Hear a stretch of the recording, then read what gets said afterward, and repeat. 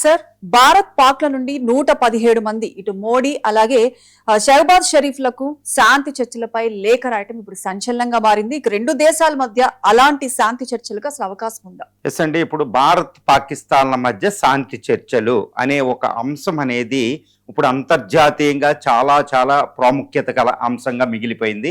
ఎందుకంటే దీన్ని ఆసరా చేసుకుని ఇటు భారత్ ఇటు పాకిస్తాన్ రెండు దేశాలకు సంబంధించిన ఎందరో దౌత్యవేత్తలు, ఇటు పాకిస్తాన్లో రిటైర్డ్ దౌత్యవేత్తలు, ఇండియాలో రిటైర్డ్ దౌత్యవేత్తలు, రాయబారులు, తర్వాత సైన్యంలో పనిచేసిన హైయెస్ట్ అఫీషియల్స్, తర్వాత కొంతమంది పొలిటీషియన్స్, కొంత మీడియా ప్రతినిధులు, ఇలా రెండు దేశాల్లోని ఇంటలెక్చువల్స్ 117 మంది, ఇండియా నుంచి 61 మంది, పాకిస్తాన్ నుంచి 55 మంది, ముఖ్యంగా వీళ్ళు ఇటు భారత్ జమ్మూ అండ్ కాశ్మీర్ నుంచి తమిళనాడు వరకు ఇటు ఉన్నారు, వెస్ట్ బెంగాల్ నుంచి ఇటు పాకిస్తాన్లో వీళ్ళందరూ ఇటు భారత ప్రధాని నరేంద్ర మోడీ గారికి, ఇటు పాకిస్తాన్ ప్రధాని షహబాజ్ షరీఫ్కి ఒక లెటర్ రాయడం అనేది ఇప్పుడు అత్యున్నతమైన విషయంగా మనం చెప్పుకోవచ్చు. ఎందుకంటే వీళ్ళు దీంట్లో ఏంటంటే భారత్ పాకిస్తాన్లో వెంటనే శాంతి చర్చలు మొదలు పెట్టేటట్టు చూడండి అని అభ్యర్థించారనమాట, ఒక సజెషన్ చేశారు.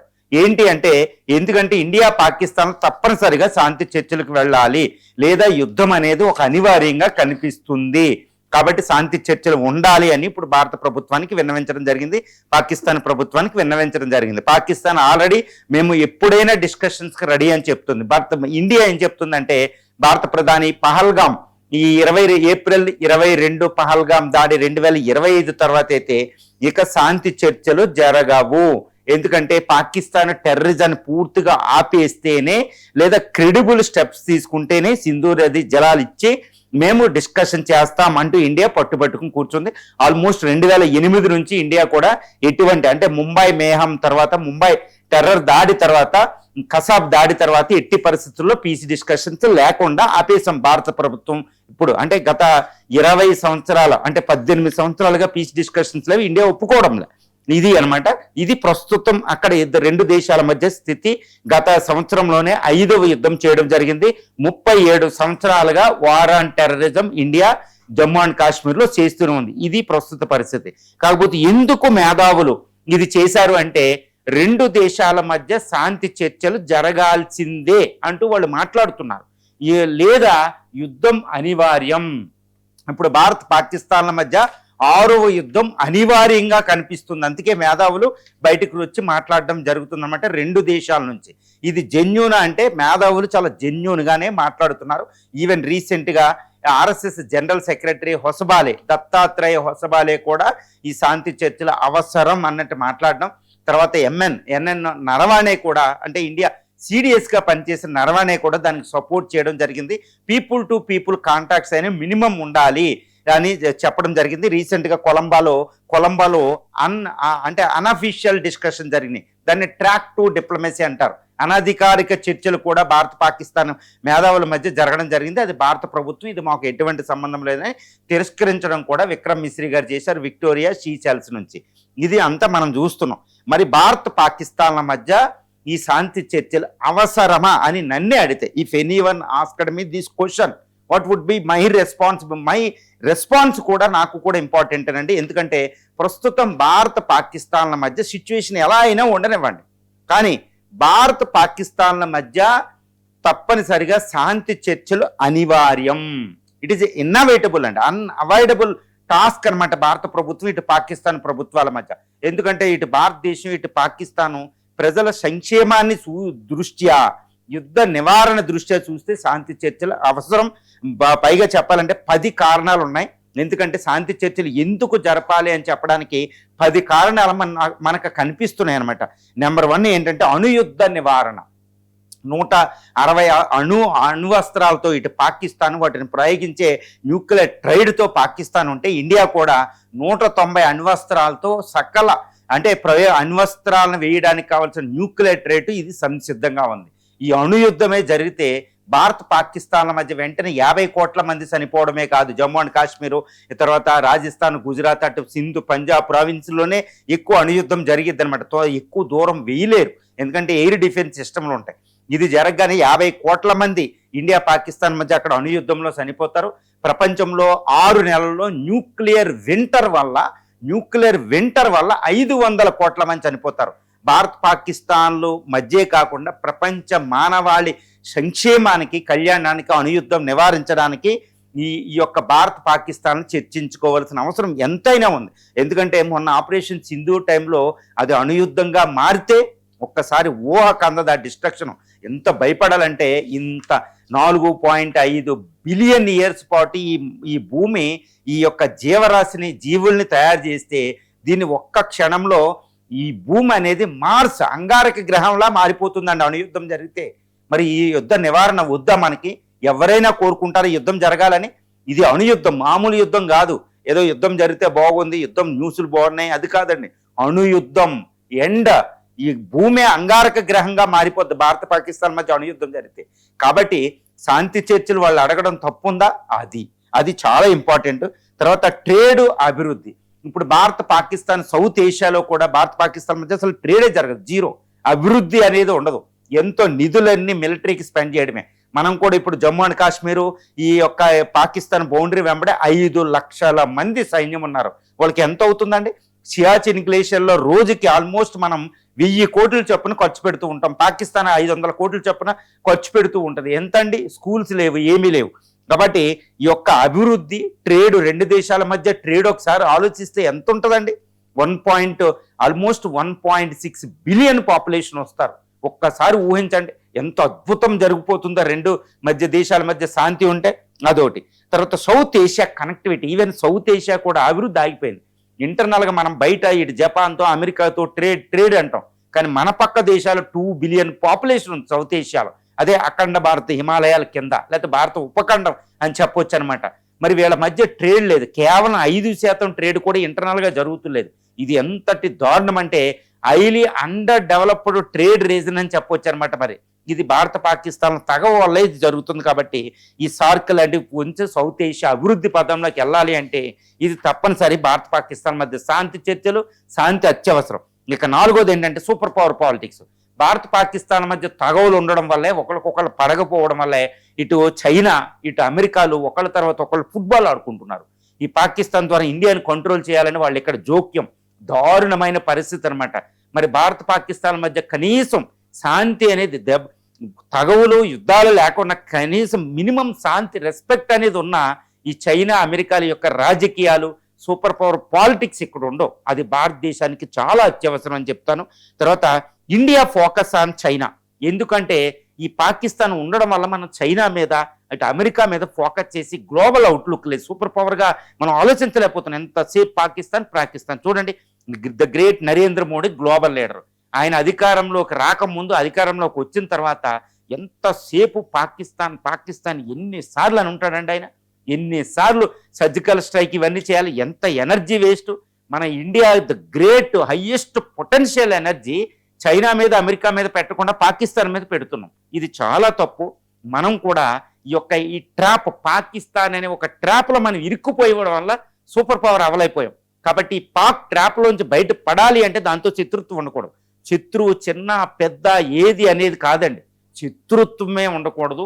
గ్లోబల్ యాస్పిరేషన్స్, శాంతి కాముక దేశానికి. కాబట్టి మనం చైనా మీద ఫోకస్ చేసి, అమెరికా మీద ఫోకస్ చేసి వికసిత్ భారత్ 2047 నాటికి అవ్వాలి. కానీ ఈ పాకిస్తాన్ ట్రాప్ నుంచి బయటకు పడాలంటే దాంతో శాంతి భారతదేశానికి కూడా అనివార్యం. ఇది ఎవరు కాదనలేరు. తర్వాత టెర్రరిజం, రిలీజియస్, ఈ యొక్క సెక్టేరియనిజం అండి, చాలా దారుణం అంట. మతతత్వం బ్రిటిష్ వాడు పెట్టాడు 1857 తిరుగుబాటులో. వాడికి ఒకటి అర్థమైంది. ఝాన్సీ లక్ష్మీబాయి వెనకాల ఆఫ్ఘాన్ ముస్లిమ్స్ పోరాడారు భారత స్వతంత్రోద్యమానికి. నానాసాహెబ్ వెనకాల ఎంతో ముస్లిమ్స్. తర్వాత ఈ మదురై, ఈ ప్రాంతం నుంచి వెళ్ళి ఢిల్లీ ఆక్రమించారు ఈ హిందువులు, ముస్లింలు కలిసి. వాడికి అర్థమైంది డివైడ్ అండ్ రూల్ చేయాలి. హిందూ ముస్లిం డివైడ్ చేస్తేనే భారతదేశం నాశనం అయిపోతే నేను ఉండగలుగుతానని బ్రిటిష్ వాడు పెట్టిన విత్తనమే ఈ సెక్టేరియనిజం, ఈ మతతత్వం. దాని ఫలితంగా 1947లో విడిపోయింది. ఈ విడిపోవడానికి కారకుడు బ్రిటిష్ వాడే. ఎవడో ఆడు వీడు అని చెప్పొద్దండి, బ్రిటిష్ వాడే. మరి ఇది ఇంకా పోయిందా అంటే ఈ భారత పాకిస్తాన్ల యొక్క శత్రుత్వం వల్ల ఈ బ్రిటిష్ వాడు తర్వాత జిన్నా పెట్టిన ఈ మతతత్వం ఇంకా ఉండిపోయింది. ఇప్పటికీ మత కలహాలు జరుగుతూ ఉంటాయి. హైదరాబాదు, తర్వాత బెంగళూరు, ఢిల్లీ ప్రాంతాల మత కలహాలు జరుగుతూ ఉంటాయి అన్నమాట. ఎందుకంటే పాకిస్తాన్ ప్రమోట్ చేస్తూ ఉంటుంది. అది కూడా చిన్న నేషన్ కాదు, ఇష్టం వచ్చినట్టు చేస్తే. బ్లీడ్ ఇండియా విత్ 1000 cuts అంటూ ఉంటుంది. మరి ఇలా ఉంటే ఎలాగా? కాబట్టి పాకిస్తాన్లో టెర్రరిజం, మతతత్వం పోవాలంటే దాంతో శాంతి మనకి అనివార్యం, దానికి కూడా అనివార్యమే. ఎందుకు? పాకిస్తాన్ కూడా ఈ టెర్రరిజం, మతతత్వం యొక్క విష నాగులు ఇరుక్కుపోయి ఉంది.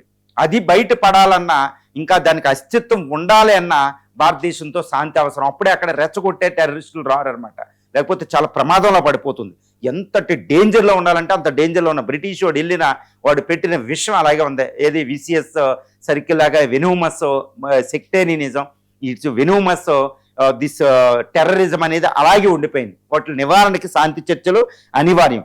తర్వాత వాటరు, ఎన్విరాన్మెంటల్ కోఆపరేషన్ అండి. ఇప్పుడు ఇండస్ వాటర్ ట్రీటీ, ఈ డిజర్టిఫికేషన్ ఇప్పుడు ప్రస్తుతం ఎలా ఉన్నా ఈ థార్ డిజర్ట్, ఈ గుజరాత్, హిమాచల్ ప్రదేశ్, ఇది మన గుజరాత్, రాజస్థాన్, పంజాబ్, హర్యానా మన రాష్ట్రాల్లో ఉంటుంది.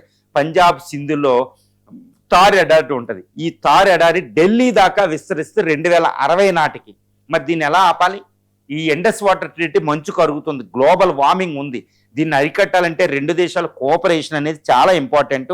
ఈ ఎన్విరాన్మెంటల్ కోఆపరేషన్, వాటర్ షేరింగ్ ఇవన్నీ, తర్వాత మెరైన్ భద్రత ఇవన్నీ. కాబట్టి ఇండియా పాకిస్తాన్ మధ్య శాంతి చర్చలు అనివార్యం. తర్వాత to counter China in Indian ఓషన్లో మనం ఏమి చేసినా అటు పాకిస్తాన్ ఇటు బంగ్లాదేశ్ సపోర్ట్ చేసినంత కాలం చైనా వస్తూనే ఉంటుంది, మన పాలిటిక్స్లో ఇన్వాల్వ్ అవుద్ది. కాబట్టి చైనాని ఎఫెక్టివ్గా కంట్రోల్ చేసి హిమాలయాలకి ఉత్తరానే చైనాని డ్రాగన్ కంట్రీని ఉంచాలి అంటే ఇటు భారత్ పాకిస్తాన్ మధ్య శాంతి కుదిరి తీరాల్సిందే. ఇది ఎవ్వరూ కాదనలేని సత్యం అనమాట. తర్వాత కల్చరల్లీ సాంస్కృతికంగా భారత్ పాకిస్తాన్లు ఇటు బంగ్లాదేశ్ అన్ని కంట్రీలు కూడా ఈ కేవలం ఇండస్ బేసిన్ నుంచి వచ్చింది సింధు నాగరికత. మరి ఈ సింధు నాగరికతను షేర్ చేసుకున్న ఈ షేర్డ్ కల్చరల్ వాల్యూస్ పరంగా ఇవన్నీ ఒకటే విధంగా ఉంటాయి అన్నమాట. మనకి హిందుస్థానీ మ్యూజిక్, ఇటు ఉర్దూ, హిందీ ఇవన్నీ ఒకటే ఉంటాయి కల్చరల్గా. నేను చెప్పాల్సిన అవసరం లేదు. మరి ఇంత కల్చర్ షేర్ చేసుకునే దేశాలు సంయుక్తంగా అభివృద్ధి చెందాలి, కానీ యుద్ధాల వల్ల కానే కాదు. 5 యుద్ధాలు, 37 సంవత్సరాల వార్ అండ్ టెర్రరిజం తర్వాత కూడా అక్కడ జీరో సాధించిన ఈ రెండు దేశాలు.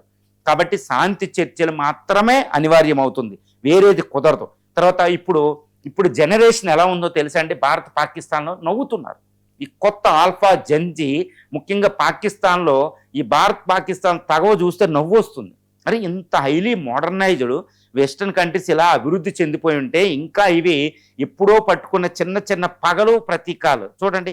వ్యక్తుల మధ్య కూడా పగలు ప్రతీకారాలు ఎక్కువ ఉండకూడదు అనేది మన విజ్ఞానం చెప్తుంది, మన ఫిలసాఫికల్, మన తాత్వికత. మరి రెండు దేశాల మధ్య అంత పగ ఉండొచ్చా? అది ఎంత తప్పది.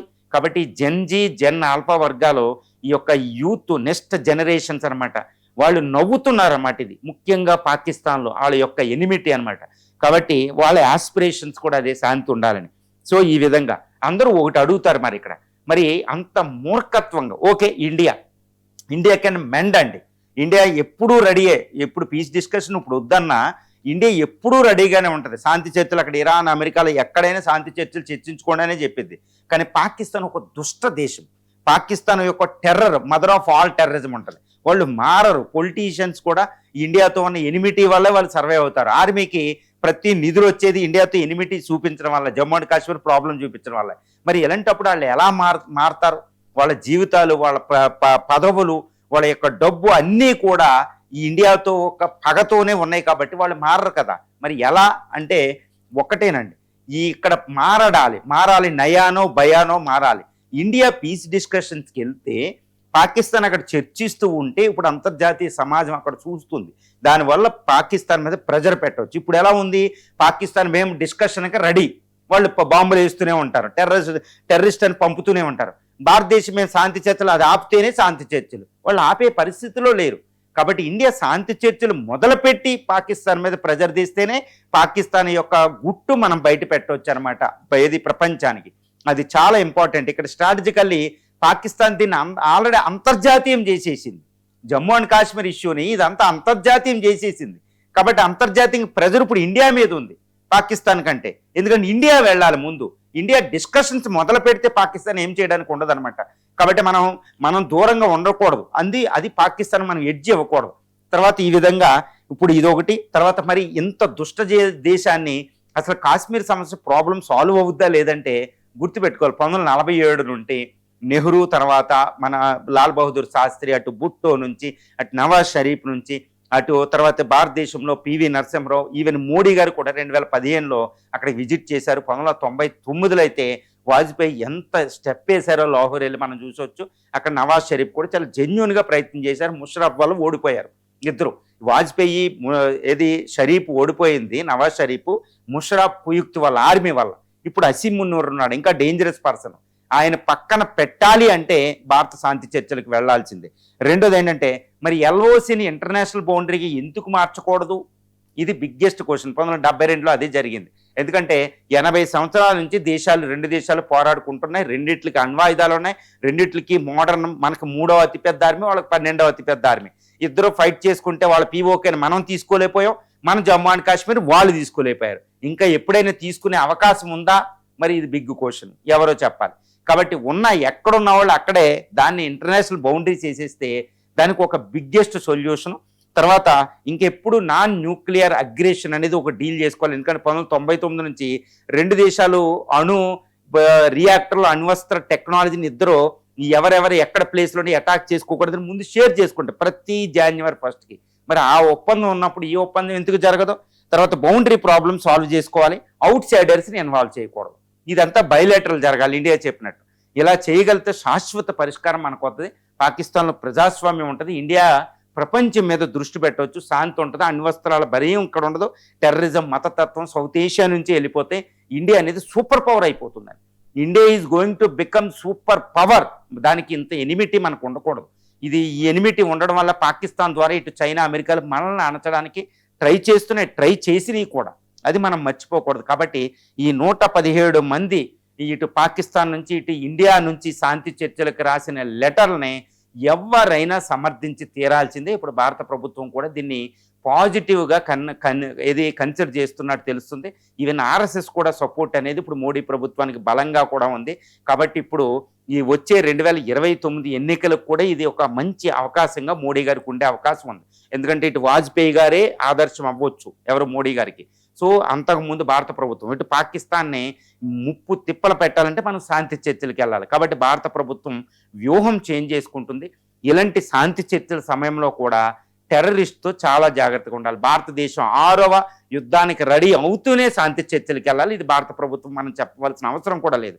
కాబట్టి personally myself also I'm supporting to this peace discussions between the 2 rivalries. అది భారతదేశం పాకిస్తాన్ల మధ్య శాంతి చర్చలకు ఐఎమ్ ఆల్సో సపోర్టింగ్ అండి. It's essential, inevitable and unavoidable.